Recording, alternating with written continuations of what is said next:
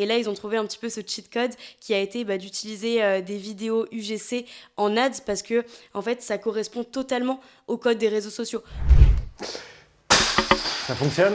Salut, moi c'est Vincent, le fondateur de First Stage et du coup de Réseau Pointé. Dans ce podcast, on va parler de confiance en soi, de stratégie de communication, d'entrepreneuriat et surtout quels sont les bons tips pour diffuser sur les réseaux sociaux. L'idée, c'est d'éviter d'avoir un zéro pointé et d'être bon sur Réseau Pointé.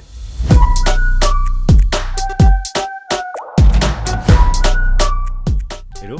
Hello. Bon trop cool de t'avoir depuis le temps qu'on échange sur LinkedIn pour faire Merci ce podcast. Merci pour l'invitation. Avec grand plaisir. Et entre-temps, du coup, tu as monté ta boîte. Oui, c'est vrai. Comme ça, on va pouvoir en parler. Est-ce que tu peux te présenter et nous dire un petit peu ce que tu fais ?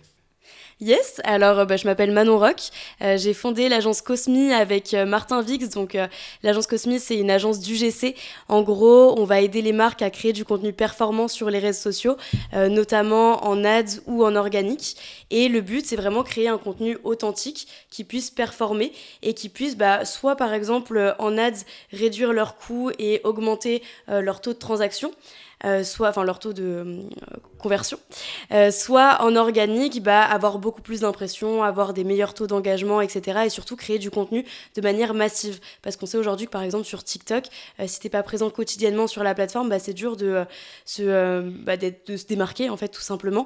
Et du coup, nous on les aide à créer du contenu grâce à leurs consommateurs ou grâce à des créateurs UGC. D'accord, mais UGC, je joue à l'idiot, c'est quoi, c'est les cinémas ? Et non, c'est pas les cinémas. UGC, c'est User Generated Content, donc qui signifie contenu généré par des utilisateurs, en français, par des consommateurs. Donc de base, l'UGC, c'est un avis, une recommandation. C'est par exemple ton ami qui va tester un produit. Ça peut être vraiment tout et rien à la fois l'UGC. Mais aujourd'hui, ça s'est professionnalisé. Et l'UGC, qu'est-ce que c'est ? Les créateurs UGC, qu'est-ce que c'est ? Ce sont des personnes qui vont créer du contenu pour des marques, pour des produits bien spécifiques. Et en fait, ces contenus, aujourd'hui, ils vont les vendre ou ils vont les offrir à des marques et les marques vont les exploiter pour leurs réseaux sociaux, pour leurs pages de vente et pour d'autres produits. Donc en gros, c'est une recommandation d'un consommateur. La différence avec l'influence, donc l'influence, c'est des recommandations sur les réseaux sociaux de produits, par exemple. Mais la différence, c'est qu'un créateur UGC n'a pas besoin d'avoir une audience sur les réseaux sociaux. Ce qu'on cherche pas, c'est pas son nombre d'abonnés. Ça va être vraiment sa créativité, ça va être sa manière de produire une vidéo, sa manière aussi de pouvoir s'identifier à un produit. C'est-à-dire que par exemple, si je prends la marque Decathlon a un user type et du coup nous notre but et le but d'un créateur UGC c'est de représenter ce user type pour que le persona en fait puisse s'identifier dans cette vidéo et puisse en s'identifiant avoir envie d'acheter ce produit là parce qu'il en a la nécessité par exemple. Ok, et le but de l'UGC à la Genèse, comment ça a percé, comment c'est arrivé et pourquoi ça cartonne autant ? Alors l'UGC, comme j'ai dit, ça existe depuis super longtemps, mais aux États-Unis, ça fait, je dirais, 2, 3, 4 ans que ça a vraiment pris de l'ampleur. Déjà, je dirais que ça a pris beaucoup d'ampleur quand le snack content a un petit peu popé, tu vois, sur TikTok. Nous, c'était pendant la période confinement où on a vraiment vu cette croissance sur TikTok, ces vidéos, etc.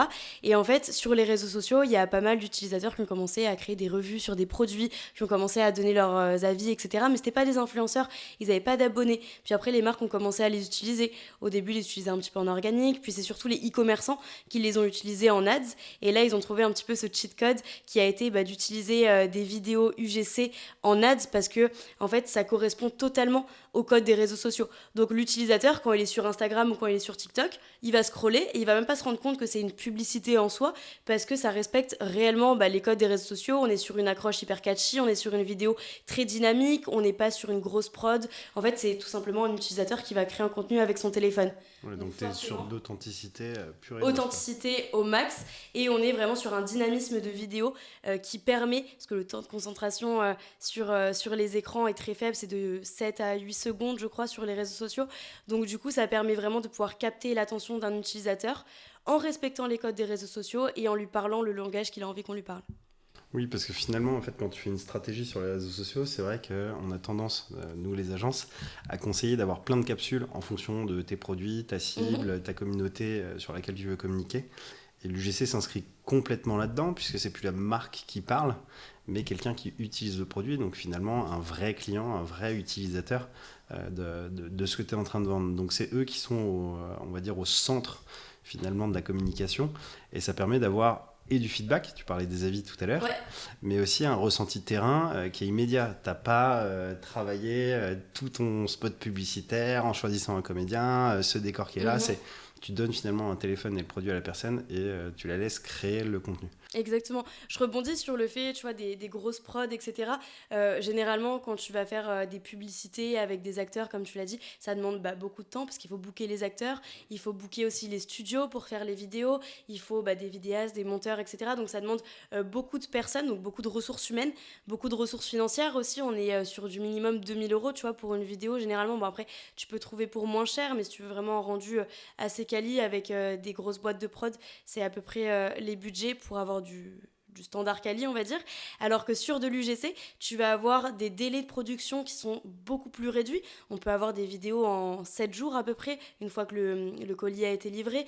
Tu vas avoir des coûts de production qui sont réduits également parce que tu payes le créateur et tu payes le monteur.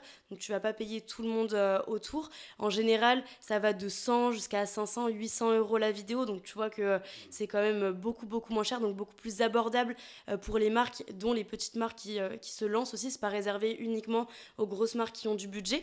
Et aussi, il y a énormément de consommateurs aujourd'hui.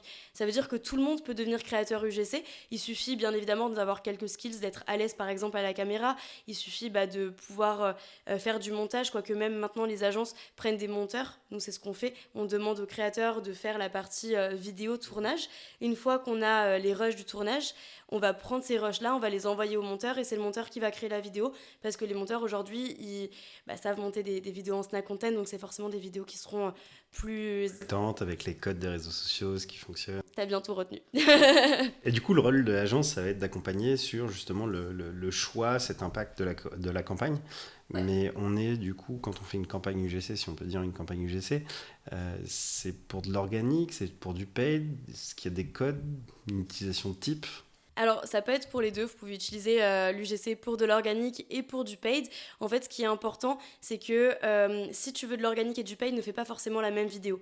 Parce que ce qui fonctionne bien en organique ne fonctionne pas forcément en paid. Après, bien évidemment, il y a des exceptions. Tu vois, tu vas avoir une vidéo qui va super bien fonctionner en organique, tu vas pouvoir la mettre en paid et elle va bien fonctionner aussi. Mais c'est des codes qui sont quand même assez différents. Donc, du coup, les deux peuvent fonctionner. C'est juste des types de vidéos, des types de contenus qui sont assez différents. D'ailleurs, je parle de vidéos, mais on peut aussi faire comme on le disait au tout début, des photos. Des photos UGC, ça fonctionne aussi très bien. Mais nous, ce qu'on vend le plus, ça va être des formats vidéo. Et du coup, l'agence, elle va te proposer un audit. Donc, elle va regarder ce que tu fais déjà en organique, ce que tu fais déjà en paid, les résultats que tu as pour voir un petit peu ce qu'aime ta cible, ton audience. Et après, à partir de ça, elle va te faire une recommandation. Donc, elle va te faire une recommandation en termes de créateurs. Donc, elle va te faire un casting. Le but, c'est que les personnes qui sont là, dans ce casting-là, en fait, ressemblent typiquement à tes consommateurs, si ce n'est pas déjà des consommateurs. Parce que pour énormément de marques, on prend des consommateurs réels. Par exemple, Verbaudet, c'est un de nos clients actuels. On prend uniquement des mamans qui consomment déjà chez Verbaudet, mais qui aiment bien créer du contenu aussi sur les réseaux sociaux parce que c'est leur passion, parce qu'aujourd'hui c'est hyper simple entre guillemets de créer du contenu, il suffit d'avoir un bon téléphone et d'être à l'aise à la caméra et d'avoir 2-3 skills en montage. Après quand tu veux te professionnaliser, c'est un petit peu plus dur que ça, on le sait tous, faire une vidéo qui performe, il suffit pas que d'avoir un téléphone. Et tu parlais des codes, c'est quoi les codes entre une vidéo organique et une vidéo qui est en paid ? Alors par exemple pour les vidéos organiques, ce qui va bien fonctionner, ça va être reprendre des trends qui découlent de TikTok par exemple. Ça va super bien fonctionner et tu peux les adapter. Aujourd'hui on tourne, c'est un petit peu la vibes Barbie, je sais pas quand sortira le podcast, mais en tout cas en ce moment toutes les marques peuvent faire de l'UGC en reprenant des trends sur Barbie. Enfin, il faut bien sûr l'adapter à sa marque, il ne faut pas faire une trend pour faire une trend, il faut l'adapter et que ça rentre un petit peu dans l'image de marque, dans le branding de la marque. Mais du coup, les trends, ça fonctionne super bien en organique, un petit peu moins en paid. Tout ce qui est micro-trottoir aussi, ça fonctionne très bien en organique, ça peut fonctionner en paid, mais c'est pas le même impact. En gros, tu sais, tu as ton funnel de vente, du coup, tu vas plus être sur du début de funnel que du bas de funnel, tu vas moins être sur de la conversion. Sur de la conversion, tu peux allier par exemple un UGC un petit peu plus top of funnel avec après du retargeting où tu vas mettre justement tu vois, des images statiques avec des détails sur le produit. Ça, c'est quelque chose qui va bien fonctionner, par exemple. Donc voilà, c'est des codes qui sont assez différents. Et quand tu parlais tout à l'heure du UGC, tu nous as parlé aussi des marques. Dans quelle mesure un UGC peut être utile pour une marque et comment est-ce que tu l'intègres? Toi, demain, tu dois accompagner une marque. À quel moment tu te dis cette marque a besoin de passer par l'UGC ou faire le UGC ou pas? Alors déjà, ce qu'il faut savoir, c'est est-ce que la marque fait déjà de la publicité ou pas.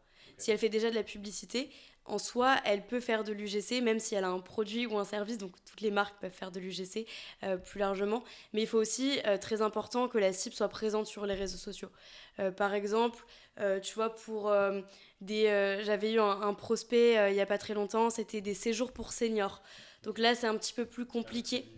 Ouais, c'est un petit peu plus compliqué, mais c'est possible aussi parce que tu vois, les personnes qui vont acheter ce séjour pour les seniors, ça peut être leurs enfants, ça peut être leurs petits-enfants qui sont eux-mêmes consommateurs. Donc en fait, il faut vraiment pouvoir parler à la personne qui va acheter. Donc là, tu vas pas parler au senior en l'occurrence, tu vas plutôt parler au petit-fils ou à la petite-fille ou à l'enfant qui a envie d'offrir ça à son grand-père ou à son père, tu vois. Là, t'es plus sur du user.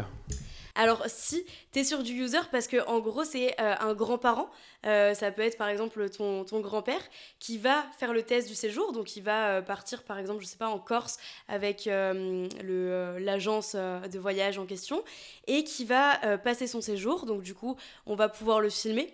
C'est généralement pas lui qui va se filmer parce que les grands-parents ils savent pas tous filmer ou alors ça va pas être très très quali, mais du coup il va pouvoir partir par exemple avec son petit-fils, donc ça va lui faire une expérience. Et après ça, on va l'envoyer au monteur, donc le monteur va faire la vidéo et il va pouvoir parler de son expérience avec l'agence de voyage. Il va pouvoir dire par exemple que tout a été pris en charge, que lui il n'avait rien à gérer, que c'était du all inclusive, qu'il a pu profiter de ses vacances sereinement sans se soucier de est-ce qu'il avait bien son passeport, bon encore s'il en a pas besoin, mais bref, tu vois, tous ces détails là, il peut les expliquer en vidéo. Et du coup, quand par exemple toi tu vas être sur ton téléphone, tu vas dire bah tiens, c'est bientôt l'anniversaire de mon grand-père, je sais pas quoi lui offrir, tu tombes là-dessus et tu vas dire bon bah pourquoi pas, ça peut être intéressant, ça peut lui plaire et je le reconnais dans ce type de vidéo, tu vois. Et quand tu me parles de ce genre de sujet, un UGC, c'est forcément façon selfie, t'es en train de te filmer dessus, ou est-ce que ça peut être juste des plans du produit ou de l'utilisation? Alors ça peut être plein de choses différentes. Dans l'UGC, tu peux avoir des unboxings, tu peux avoir des vlogs, tu peux avoir des facecam, donc tu vois des témoignages par exemple. Tu peux avoir des vidéos un petit peu ASMR, tu sais, avec les bruitages.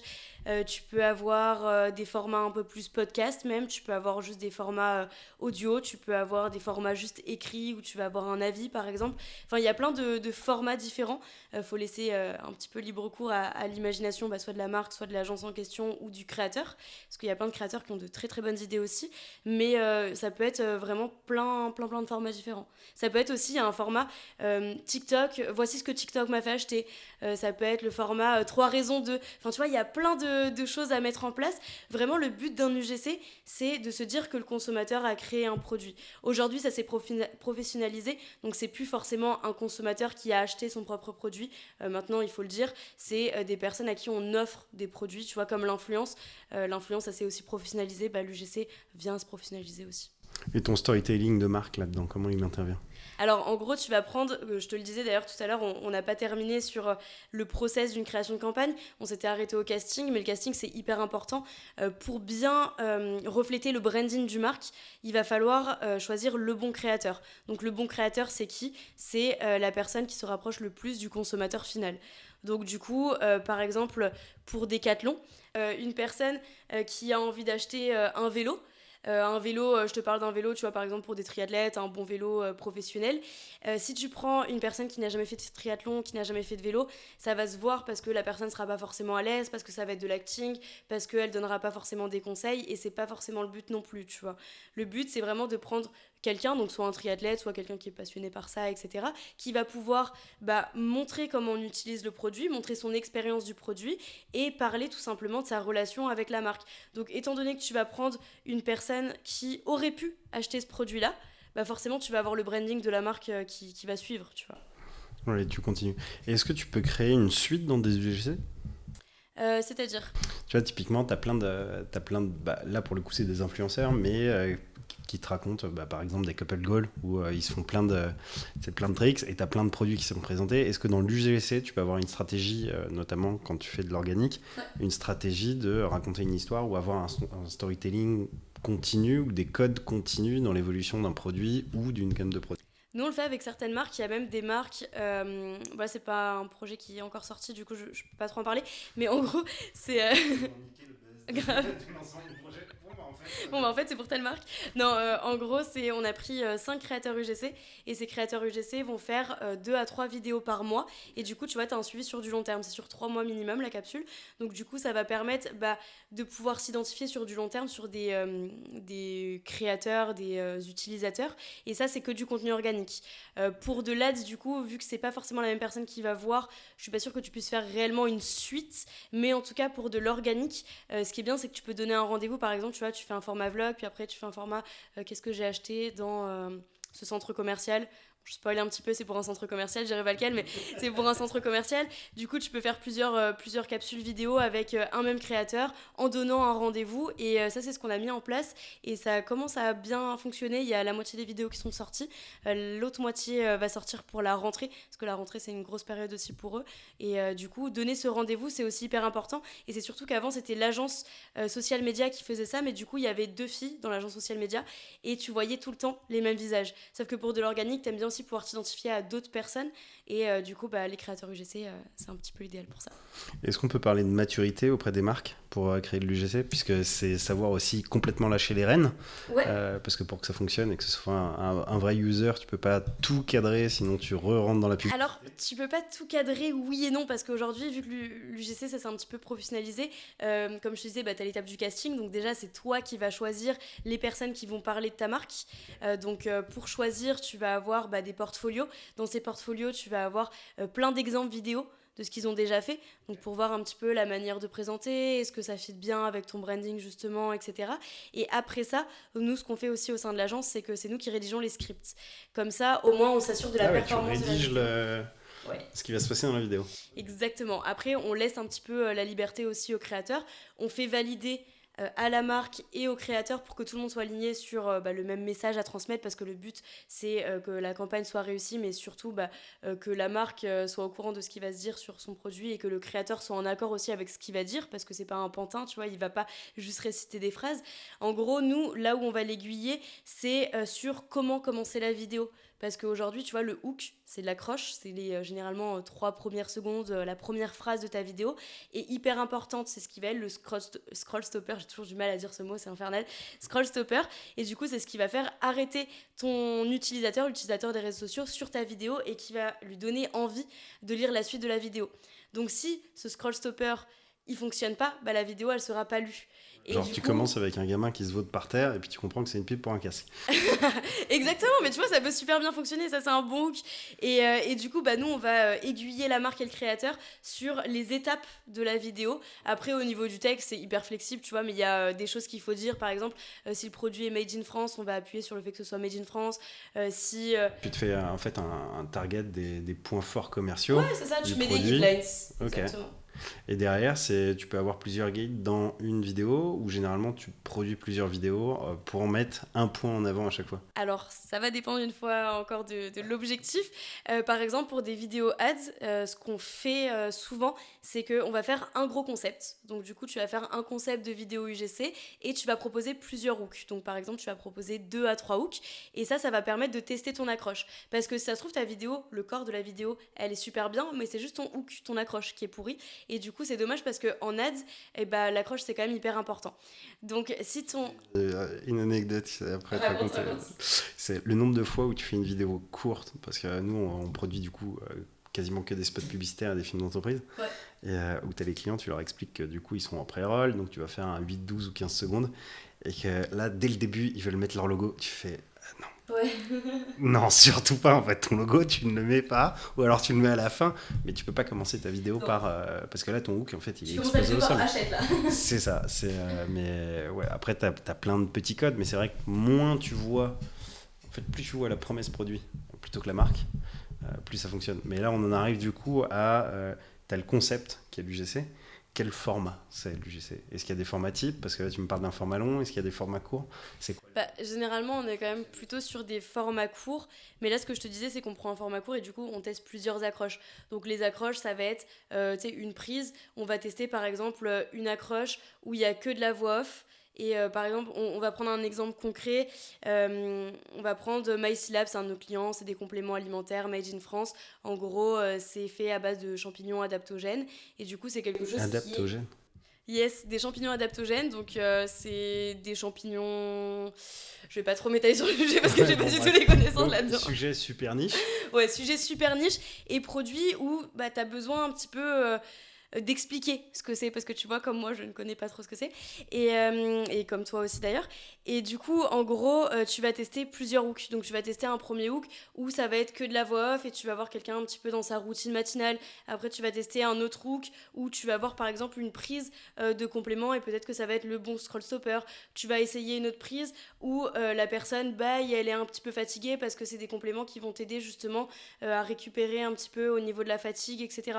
Donc le fait de tester plusieurs hooks et d'avoir un seul corps, parce qu'au final le corps il change pas trop, là ça va être d'expliquer le produit, expliquer ce qu'il y a dedans, qu'est-ce que c'est des champignons adaptogènes, et après tu peux changer aussi les CTA.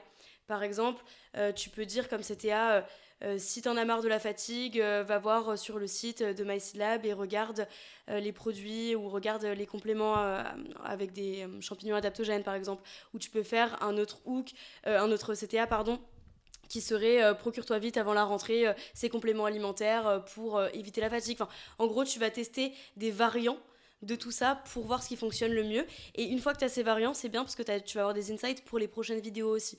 Donc ça, c'est assez intéressant. Il faut analyser tous les résultats que tu as en ads.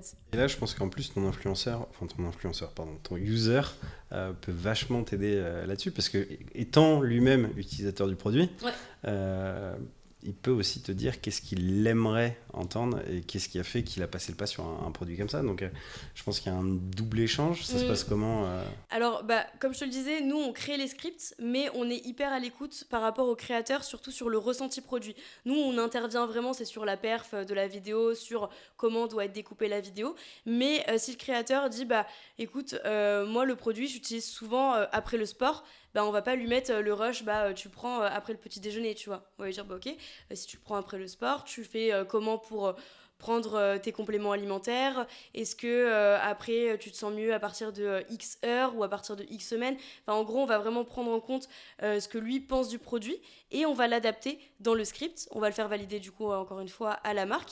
Et après ça, lui, il va tourner sa vidéo, il va nous envoyer les rushs. Les rushs, on va les regarder. S'il y a des petites améliorations à faire, on va lui faire des allers-retours. Et après, ça va partir en montage. Et le montage, on l'envoie avec les plusieurs variants à la marque.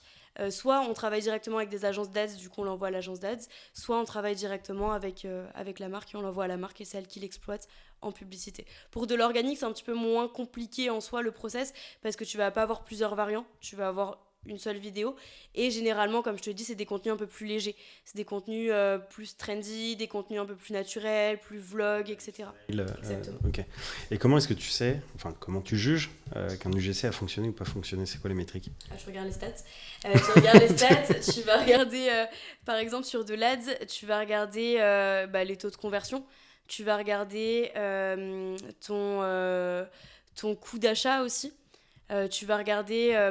en fait, ce qui est bien, c'est surtout de comparer. Parce que si tu regardes juste ça avec juste de l'UGC, ça veut tout et rien dire. Mais si tu compares avec d'autres formats, par exemple des formats statiques que tu as pu déjà faire ou des UGC entre eux, c'est là où tu vas vraiment voir si ton UGC a performé ou pas. Par exemple, pour Sherlock, c'est un de nos clients, c'est en gros une application qui référence toutes les marques engagées et françaises. On a essayé plusieurs UGC avec eux et du coup on a essayé plein de formats différents. On a essayé le format impact écologique, on a essayé le format impact financier. Par exemple, tout le monde pense que consommer responsable c'est cher, tu vois, ça coûte cher. Ça c'est une vidéo qui a plus performé que quand on parle d'écologie par exemple, tu vois. Ça, c'est des détails et ça, tu le vois par exemple au coût par clic. Le coût par clic, il y en a un, il était de 30 centimes et l'autre, il est de 50 centimes. Le coût d'installation aussi, c'est vraiment, tu vois, tu réfléchis comme une stratégie publicitaire clairement. classique, quoi. Quand c'est pour de la pub et quand c'est pour de l'organique, bah, tu vas regarder le taux d'engagement, tu vas regarder les impressions. En fait, c'est vraiment les mêmes stats que lorsque tu fais une stratégie social media. Parce que ça s'implémente dans ta stratégie social media. L'énorme force de l'UGC, c'est que comme ça coûte pas cher, tu peux le tester tout de suite et en faire plein. Et souvent, ça se vend par pack. Nous, on vend des packs de 5 ou des packs de 10 ou des packs de 20, par exemple. Et comme je te l'ai dit, sur de l'ad, ce qui est hyper intéressant, c'est de la B-tester parce que tu as une vidéo, tu as plusieurs formats. Donc, du coup, ça te fait pas une seule vidéo à mettre en ads, ça te fait 6 vidéos, 5 vidéos. Donc, ça, c'est assez intéressant. Et vu que ça coûte pas cher, comme tu l'as dit, tu peux la B-tester, tu peux en faire plein. Tu peux tester plein de hooks différents, plein de formats différents. Je sais plus qui c'était le CTO. T'avais un CEO de startup qui avait fait un post LinkedIn et qu'il avait posté sous 20 accroches différentes. Et il avait sponsorisé les 20. Benoît, non ? De Scalesia ? Ah, sponsorisé, je sais pas. Mais Benoît, je sais qu'il fait souvent ça quand il y a une publication qui fonctionne bien. Il reprend cette publication, il la recycle de différentes manières, mais il reprend à peu près les mêmes choses, ou alors il teste plusieurs accroches. Ouais, là vraiment, c'était. Mais je crois pas que ce soit Benoît, parce que c'était une boîte américaine.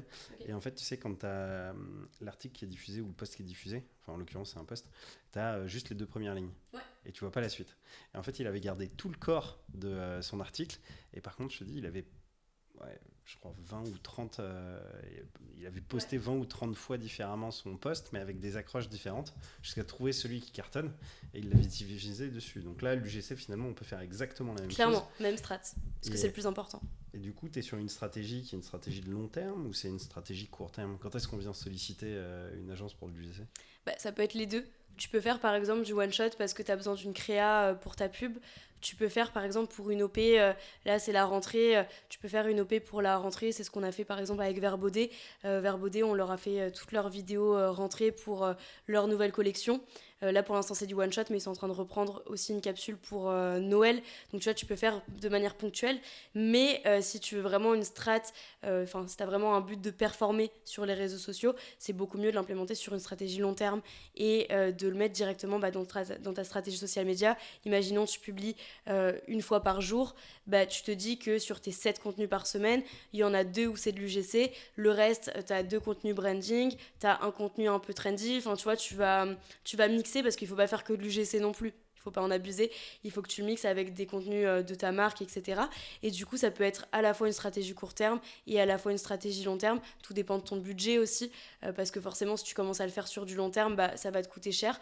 Quoique, en vrai, plus tu prends de vidéos, plus le tarif est dégressif aussi, ça c'est intéressant, parce que si tu prends une vidéo, tu vas payer par exemple 500 € la vidéo, alors que si tu prends 10 vidéos, 20 vidéos, tu peux descendre le tarif à l'unité à 300 €, tu vois. Tout à l'heure, on parle vraiment de stratégie d'acquisition, mais est-ce que ça peut être aussi une stratégie de transformation ? Ce que je veux dire par là, c'est que effectivement, là, on est en train de présenter un produit pour qu'il soit acheté. Ouais. Est-ce qu'on peut utiliser l'UGC aussi, comme si c'était un annuaire d'avis 5 étoiles avec des commentaires ? Complètement, tu as beaucoup de marques qui mettent les vidéos UGC directement sur leur page produit, donc ça va servir justement d'avoir des reviews et d'avoir des avis consommateurs. Et souvent, tu vois, quand tu as un produit, je prends l'exemple de Sephora, quand tu vas regarder, je sais pas, leur rouge à lèvres par exemple, c'est souvent des rouges à lèvres qui sont mis en scène sur des fonds blancs avec beaucoup de lumière, etc. Et tu te dis, est-ce que c'est vraiment la même couleur ? Alors que quand tu as une vidéo UGC, la personne, elle retouche pas la lumière de sa vidéo. Donc tu vas dire, il y a un réel consommateur qui a utilisé ce rouge à lèvres là, qui l'a mis sur lui, ça a rendu comme ça. Tu vois, tu peux plus facilement te projeter, et plus tu t'identifies à un produit, plus tu vas pouvoir justement passer à l'achat. La différence entre le burger que tu vois sur la fiche de McDo et celui que tu as dans ta boîte. Meilleur exemple que le rouge à lèvres, j'aurais dû prendre cet exemple, clairement. Ça parle à tout le monde. C'est le plus gros scandale qui existe. Clairement. Moi, perso, je l'ai jamais vu, ce fameux sandwich. Moi non plus. Et là, tu viens de nous parler, j'ai failli redire du coup, tu viens de nous parler des sites e-commerce. Est-ce que tu penses que l'avenir de l'UGC, c'est aussi pouvoir ne pas être que sur les réseaux sociaux, mais sur un site e-commerce ? Typiquement, l'exemple dont on parlait ensemble tout à l'heure, c'était Decathlon. Dans les rayons, tu vas avoir des petits écrans avec des vidéos utilisation produit, très bien faire, de grosses prod, ainsi de suite. Mais est-ce que demain, sur un site e-commerce, tu peux pas avoir tout simplement cette parka ou ce manteau ou ce sac à dos qui est utilisé par un UGC et que tu retrouves directement sur le site internet. Complètement. De toute façon, demain, on peut tout faire. Donc, je pense que on va le retrouver un petit peu partout, l'UGC, parce qu'en soi, l'UGC, encore une fois, c'est simplement un consommateur qui donne son avis sur un produit ou qui crée du contenu plus globalement sur un produit, sur une marque. Donc, je pense que ça existera toujours. Tu vois, c'est comme l'influence. Au début, on le voyait au niveau des blogs, puis après sur YouTube, puis après Insta, TikTok, etc. Maintenant, il y a eu des live shopping. Enfin, il y a eu plein de manières différentes d'influencer, plein de formats différents. C'est encore en train d'évoluer. Pareil pour l'UGC, ça va évoluer comme les réseaux sociaux évoluent. Dès que tu vas avoir une nouvelle fonctionnalité, ça va évoluer. Sur les sites e-commerce, dès qu'il va y avoir des nouvelles tendances, pareil, tu vas pouvoir retrouver l'UGC. Et in-store aussi, en magasin, tu vas pouvoir retrouver aussi de l'UGC. Par exemple, ça me fait penser dans les supermarchés. Maintenant, surtout aux US, t'as TikTok m'a fait acheter ce produit ou ce produit a été vu sur TikTok. Et ça me fait penser aussi, tu vois, avant, à la télé. Genre, ce produit est passé en pub ou des trucs comme ça. Donc maintenant, c'est une réelle référence. Donc oui, je pense que ça va continuer à s'inscrire dans le process, en tout cas, de consommation d'un utilisateur. Et là, on va rentrer un peu plus dans la technique. J'ai 2 questions. La première, avec les algorithmes, on a vu sur TikTok et sur Instagram que les stories, quand tu les fais directement en natif, c'est-à-dire que tu vas vraiment dessus, tu te filmes en direct et tu postes ta story, l'algorithme le favorise. Là où quand par contre tu fais du montage et t'uploades ta vidéo, t'es un peu défavorisé. C'est quoi la stratégie à utiliser derrière? Est-ce que vraiment ça a une énorme différence de le faire en direct, de le faire monter? Tu parles pour le format story? Ouais. Bah, essentiellement, du coup. Pour le format story, je t'avoue que nous, on fait pas TikTok. trop du GC. Les TikTok qui sont faits en direct et qui sont postés ont Ouais. beaucoup plus de facilité à cartonner que ceux qui sont montés à côté et qui sont uploadés sur ton compte TikTok. Bah, nous, de toute manière, au niveau de l'UGC, vu que c'est le créateur qui fait le contenu et qui l'envoie à la marque, il pourra pas être fait directement, tu vois, depuis le compte de la marque, donc ça sera pas possible. Après, on n'a pas vu de grosses différences au niveau des stats. Après, peut-être qu'on n'a pas assez de recul encore là-dessus, je sais pas du tout. Mais en tout cas, il faut savoir que de base, la marque fait du contenu brandé. Donc c'est elle qui fait le contenu. Donc elle a moins, tu vois, elle performe moins qu'un influenceur par exemple ou qu'un créateur. Donc du coup, le fait que ce soit un créateur qui fasse la vidéo pour la marque, généralement c'est les vidéos les plus vues, c'est les vidéos avec le plus de taux d'engagement sur le compte de la marque. Donc tu vois, tu peux pas vraiment voir la différence. Ça, on l'a vu de toute façon sur LinkedIn. Là, depuis quelques mois, tout le monde a bien compris que quand tu te prenais en selfie sur un post LinkedIn, Ouais. ton post... Bah, tu humanises aussi. Et puis, il fonctionnait beaucoup mieux. Ouais, forcément. Clairement, bah là, on voit pas mal de selfies sur LinkedIn. Mais comme tout réseau social, bon, après, LinkedIn aussi, c'était... Enfin, ça commence à se moderniser un petit peu, mais de base, c'était que du texte. Enfin, moi, quand je me suis lancée sur LinkedIn, c'était que du texte. T'avais très peu le format carrousel. Après, il y a eu le format sondage, après le format carrousel. Là, on a le format photo. Bientôt, je pense qu'on aura une pluie de formats vidéo. Donc, oui, ça commence avec un petit peu de retard à devenir comme les autres réseaux. Donc, forcément, si tu te mets un petit peu en avant, pareil pour ton personal branding, c'est toujours plus intéressant de s'identifier à une personne plutôt que simplement lire un texte, tu vois, c'est quand même plus agréable de voir à qui on parle, puis même t'as ce scroll stopper encore une fois, si tu fais une image un peu drôle, une image un peu choquante ou machin, forcément la personne va s'arrêter, ça donne envie de lire le post. Est-ce que tu penses qu'on a besoin de Monsieur Personne ou d'un influenceur pour un UGC? Tu dois reconnaître la personne qui est dessus ou justement ça fonctionne bien? Alors, c'est Madame l'inconnu? Pour moi, un UGC c'est vraiment un consommateur lambda. Après, tu peux faire un format UGC avec un influenceur, mais pour moi, c'est pas vraiment le consommateur. Là, on est plus sur de l'influence. En tout cas, il n'y a pas grand intérêt parce que l'influenceur, tu vas le payer plus cher pour qu'il te fasse cette vidéo, donc on est plus sur de l'influence et on est sur la marque qui va récupérer le contenu et qui va en faire une publicité. On est aussi sur du Spark Ads par exemple, l'influenceur peut sponsoriser lui-même le contenu pour la marque. Ça, on le voit aussi arriver dans l'UGC, on en fait pas mal en ce moment, du Spark Ads, donc, ou du whitelisting aussi, c'est pareil. Et, en gros, le créateur va créer le contenu et on va le sponsoriser directement depuis la page du créateur. Okay. Et du coup, ça paraît quoi, plus encore... que la marque, ça? De quoi? Plus naturel? Beaucoup plus naturel parce que du coup, tu vas dire, c'est, je sais pas, Jonathan qui parle de Decathlon. Et du coup, tu le vois sur le compte de Jonathan et pas sur le compte de Decathlon. On n'est pas sur de l'influence, encore une fois, parce que là, on va pas toucher la communauté de Jonathan. On va le sponsoriser et on va justement chercher une communauté qui va être intéressée par Decathlon, une audience qui est intéressée par Decathlon. Et ta question de base, c'était... Justement, tu as croqué dessus, tu es très forte. La deuxième question, c'était comment est-ce que tu l'utilises et est-ce que tu dois prendre justement une personnalité ou pas une personnalité. Et ce que je voulais amener comme question, c'est comment tu gères les droits d'auteur. Parce que quand tu te retrouves justement sur des contenus qui coûtent si peu cher, qui ont l'image de marque, de la marque, que tu utilises le visage de la personne et que c'est balancé sur les réseaux sociaux, donc autant dire irrécupérable par la suite, tu peux pas mettre une date de fin d'utilisation. Comment est-ce que tu gères ça ? Je rebondis sur ta précédente question parce que j'avais pas terminé, du coup je viens de m'en rappeler. Mais pourquoi c'est important que ce soit une personne un petit peu lambda ? C'est pour pouvoir s'identifier.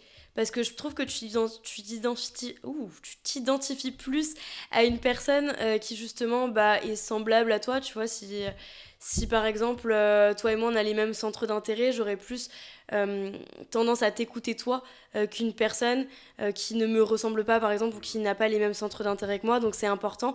Et aujourd'hui ce qui est intéressant c'est que sur des profils UGC tu peux avoir vraiment de tous les profils. Tu peux avoir une maman, tu peux avoir un papa, tu peux avoir un étudiant, tu peux avoir un entrepreneur, enfin tu peux avoir vraiment tous les profils, dans l'influence aussi. Mais tu vois, vu que c'est des personnes connues, c'est un peu plus dur de s'identifier. C'est pas le même circuit de vente, c'est pas un idol market où tu te dis Kardashian prend ce maquillage donc je veux lui ressembler, je prends ce maquillage. C'est Madame Michu utilise ce maquillage parce que ça unique pas la peau, elle a une problématique humaine que tout le monde rencontre, j'essaie de te produire. Donc c'est vrai que c'est deux avantages qui sont différents parce que tu vois, sur de l'influence, tu vas aussi avoir la crédibilité de l'influenceur en question, du créateur de contenu. Tu vas dire que s'il a choisi telle marque, c'est qu'il en est satisfait parce que aujourd'hui il a les moyens de choisir n'importe quelle marque, que ce soit financier ou même en termes d'audience, tu vois, il est assez connu pour dire oui ou non. C'est ça, tu vois, tu vas avoir d'autres avantages sur l'influence. Et du coup, pour répondre à ta deuxième question, tu vas avoir ce qu'on appelle la cession de droit. Donc la cession de droit, c'est un contrat qui est entre la marque et le créateur de contenu, et du coup qui va permettre pendant X temps d'utiliser l'image du créateur sur les réseaux sociaux à des fins publicitaires. Donc ça, c'est contrôlé. C'est contrôlé. Nous, en tout cas, on le contrôle en tant qu'agence. Après, si vous êtes créateur de contenu UGC et que vous ne travaillez pas avec des agences, que vous le faites vous en indépendant, faites bien attention justement à signer une cession de droit pour que vos contenus soient utilisés dans un laps de temps défini ensemble, parce que sinon, ils peuvent l'utiliser pendant plusieurs années. Après, il y a quand même une durée de vie sur un contenu UGC. J'ai l'impression que je spoil un petit peu la prochaine question. Non, c'est bon ? Ok.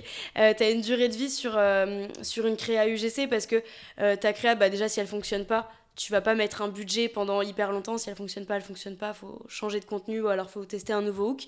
Par contre, si elle fonctionne bien, tu peux la pousser jusqu'à ce que tes coûts deviennent un petit peu plus chers, tu vois. Par exemple, si on est sur une application, ton coût de téléchargement, il est de 30 centimes au top de ton UGC. S'il commence à devenir vers 50, 60 centimes, tu te dis que tu vas refaire un autre UGC qui va redevenir à 30 centimes, tu vois.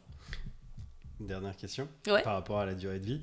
Tu as beaucoup de comptes, et notamment le dernier en date que j'ai vu qui fait ça et qui le fait régulièrement, c'est Pharrell Williams. Tu vas sur son compte, tu as maximum 10 posts. Et constamment, il te les supprime, il les renouvelle. Et en fait, il te fait un suivi en continu et tu vois effectivement de plus en plus de marques qui retirent leur publicité ou qui retirent leur contenu et qui en mettent des nouveaux. Et qui font un espèce de rolling sur leur compte où tu n'as pas genre 350 posts. Tu vois. Ça, comment tu l'analyses et pourquoi est-ce qu'en UGC aussi on se retrouve avec des gens qui vont faire du contenu et quasiment que du contenu éphémère, parce qu'aujourd'hui tu as des créateurs, ils utilisent que des reels ou des stories et tu n'as plus rien en post, ou alors tu vas avoir 6 posts quoi. Ouais, alors moi j'ai pas trop remarqué ça justement chez les marques, mais pour moi je trouve pas que ce soit une bonne strat parce que en fait ton contenu c'est un petit peu une bibliothèque et un créateur qui va tomber sur un utilisateur ou un potentiel client qui tombe sur ton compte en tant que marque et qui voit que 5-6 publis. Bon, tu te dis qu'il est pas là depuis très longtemps ou tu vois, t'as envie d'en savoir plus. Par exemple, je pense à la marque Horace, j'adore leur stratégie social media. Ils ont énormément de contenus, des contenus UGC principalement et des contenus aussi de branding parce que les créateurs de la marque sont hyper branchés réseaux sociaux, etc. Mais du coup, tu vas avoir un peu comme une bibliothèque et vraiment tu te balades et tu vois les archives un petit peu de la marque, les différents produits. Et je trouve ça hyper bien de pouvoir un petit peu s'infiltrer dans les dessous de la marque. Et pour moi, les réseaux sociaux, c'est ça aussi, c'est une extension de ta marque. Et je trouve qu'en faisant ça, en supprimant tes publications, t'as moins cet aspect un petit peu archive, bibliothèque. Et puis tu vas avoir moins aussi ce rapport à l'analytics et à la data parce que forcément, En fait, sur TikTok, tu peux avoir une publication qui fonctionne pas pendant 1, 2, 3 semaines. Et du coup, en l'occurrence, cette marque-là l'aurait supprimée pour un autre contenu. Mais ça se trouve, dans un mois, elle va buzzer, tu vois. Tu sais pas, parce qu'il y a des contenus, tu sais pas pourquoi. Des mois plus tard, ils font un max de vues. Et la dernière question que j'ai prévue, mais dont je t'ai pas parlé. Aujourd'hui, il y a une utilisation, je vais utiliser un terme de boomer, les jeunes utilisent... La Gen Z. c'est ça, utilisent TikTok comme Google. C'est-à-dire que Clairement. le nombre de fois où moi-même l'équipe, je leur pose des questions, on cherche des sujets ou quoi que ce soit, ils vont taper en recherche dans TikTok et voir ce qui ressort. Notamment là en ce moment, on a un spot publicitaire pour des barbecues, enfin bref. Et en fait, toute la recherche, on l'a fait sur TikTok en générant ces contenus.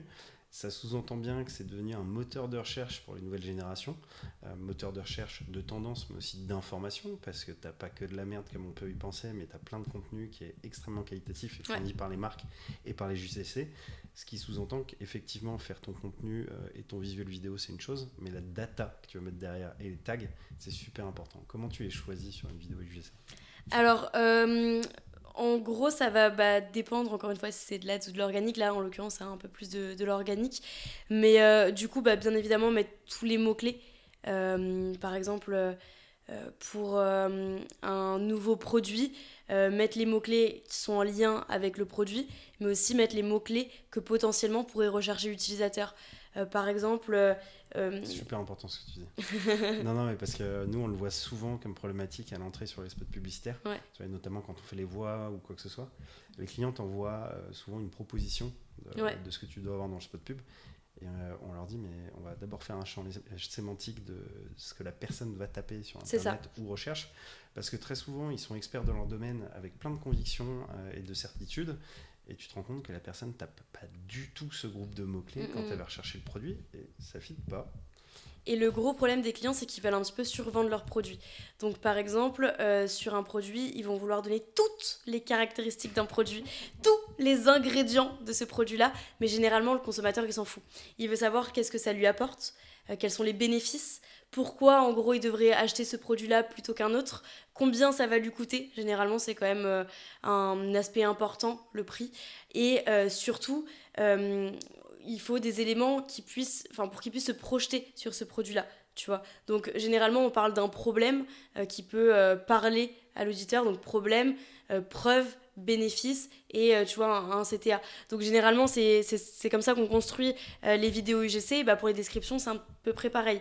Tu vas pas dire que ton produit fait 280 grammes, qu'il est en coloris jaune, violet, orange. On s'en fiche.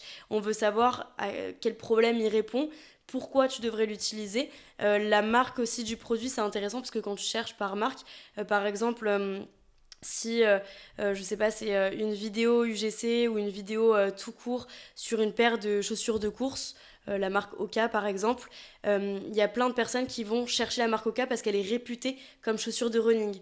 Donc le fait que ce soit Oka, il faut le mettre. Le fait que ce soit une paire de running, il faut le mettre aussi, basket running. Si c'est débutant, il faut mettre débutant parce qu'il y en a qui cherchent basket running débutant, basket running intermédiaire, professionnel. Tu peux mettre aussi pour des temps basket running semi-marathon. Parce qu'il y a pas mal de personnes qui vont chercher ça. Tu peux mettre aussi des éléments qui sont... tu peux mettre des hashtags, pardon. Tu peux mettre le hashtag running, tu peux mettre le hashtag basket, tu peux mettre le hashtag... plein de hashtags qui sont liés au produit et des hashtags un petit peu plus globaux sur la thématique en général. Mais la description, pour moi, il faut qu'elle soit assez courte et il faut qu'elle soit catchy. Ouais, qui fonctionne bien. Nous, il y a un petit hack qu'on utilise qui peut paraître très très cheap mais qui fonctionne super bien. On va sur Amazon et tu tapes le nom du produit. Ok. Et en fait, si tu regardes dans les annonces, tu as un premier cartouche où souvent, tu as une multitude de mots-clés à la con à la suite. C'est vrai. Et quand tu regardes les trucs, tu te dis, mais comment les mecs ont réfléchi à mettre des choses qui sont à côté, mais complètement à côté de la plaque, mais qui fonctionnent. Et tu prends la même chose sur Le Bon Coin. T'as des gens, tu vends une Renault, ils vont te mettre Citroën. Parce qu'en fait, tu ramènes une communauté sur un produit qui était pas le même et ils vont t'expliquer t'as une 4 places, elle fait 1m50, elle aussi elle fait 1m50. Et en fait, faut pas hésiter justement à aller chercher sur tous ces sites qui sont des moteurs surpuissants toutes les stratégies qu'ils peuvent utiliser. Et souvent, c'est pas forcément en te mettant sur ton produit, parce que tu prends une jeune marque qui arrive, on la connaît pas ta jeune marque, donc on va pas taper le nom de ta marque. Clairement. Donc regarde ce que les concurrents plus gros font et n'hésite pas à aller chercher les mots-clés qu'ils utilisent et surtout te mettre au regard de ce que les gens tapent sur internet, parce que le nombre de campagnes où tu reçois les trucs, tu fais mais qui vient taper ces mots-clés? Tu vois, on a fait une campagne de spot publicitaire pour une marque de paramédical. Ouais. Les mecs sont arrivés avec des mots-clés type lombalgie. Ok. Je fais, mais à quel moment tu sais que t'as une Ouais. lombalgie? T'es pas allé voir ton Toubib? Ouais. J'ai eu des la trucs comme ça où personne tu en sais face- des mots à rallonge où genre dans un hashtag t'as 3 mots. Ouais, Ça ouais. aussi je l'ai eu, j'aurais dit non, c'est pas Et possible. on leur dit, mais en fait, Madame Michu, elle va taper j'ai mal au dos. Ouais, j'ai mal au dos, exactement. Ceinture. Clairement. Et clairement. en fait, c'est là où tu vas fitter dessus. Mm. Donc la recherche de mots-clés, ok, c'est super intéressant. Et tes mots-clés, pour terminer, tu les utilises comment? Tu as un référentiel que tu réutilises en fonction de chaque produit, en fonction de la marque? Alors, en gros, ce que tu vas faire, c'est pour une marque, tu vas avoir des mots-clés qui sont spécifiques à la marque, donc tu vas pouvoir réutiliser, mais tu as des mots-clés aussi qui sont spécifiques au produit, donc tu vas utiliser que quand tu as ce produit-là à mettre en avant. Et après, tu mixes les deux, tu peux faire de l'A/B testing, tu peux demander aussi à ChatGPT de te proposer des mots-clés qui sont similaires exactement. Il ne faut pas hésiter à prendre justement l'intelligence artificielle et à aider justement pour des tâches qui sont un petit peu chronophages comme ça, chercher des mots-clés. L'IA peut te le faire très rapidement et elle le fera mieux que toi, tu vois. Quand tu fais par exemple un post en collaboration sur Instagram, du coup ton post il se retrouve des deux côtés. Ouais. Les mots-clés que tu vas mettre, tu les choisis en fonction des deux, parce que je suppose que tu vas pas chercher la même chose et tu vas pas mettre les mêmes mots-clés quand t'es côté le user qui poste sur son compte que du côté où tu postes sur le compte de la marque. Alors, dans l'UGC, généralement, tu postes pas vraiment sur ton compte, t'envoies la vidéo à la marque. En fait, ça dépend parce qu'il y a plein de types d'UGC. Là, je te parle de l'UGC professionnalisé comme on vend aujourd'hui aux marques. Mais en effet, t'as même des UGC où personne n'a demandé l'autorisation de la marque pour en parler, tu vois. Demain, je sais pas, je te dis une connerie, je vais manger une pizza, je la trouve super bonne, je peux faire un vlog sur le fait que je suis allée manger une pizza, ça reste un UGC. Et donc là, c'est moi qui vais choisir mes mots-clés et la marque ne va pas impacter là-dessus, l'agence non plus, et personne va savoir les mots-clés que j'ai utilisés parce que c'est ma vidéo et que je l'ai fait à mon bon vouloir. Mais par contre, si jamais c'est sur de l'influence, tu peux mettre des guidelines, mais pareil, généralement l'influenceur sait comment parler à sa communauté, donc là-dessus, faut pas trop le brider non plus, faut plutôt que qu'il puisse faire comme il fait d'habitude. Après, tu peux mettre par exemple, je sais pas, si vraiment tu as envie d'appuyer encore une fois sur le Made in France, tu lui dis, écoute, dans ton post, est-ce que tu peux marquer Made in France? Ça, il va le mettre parce que c'est une guidelines.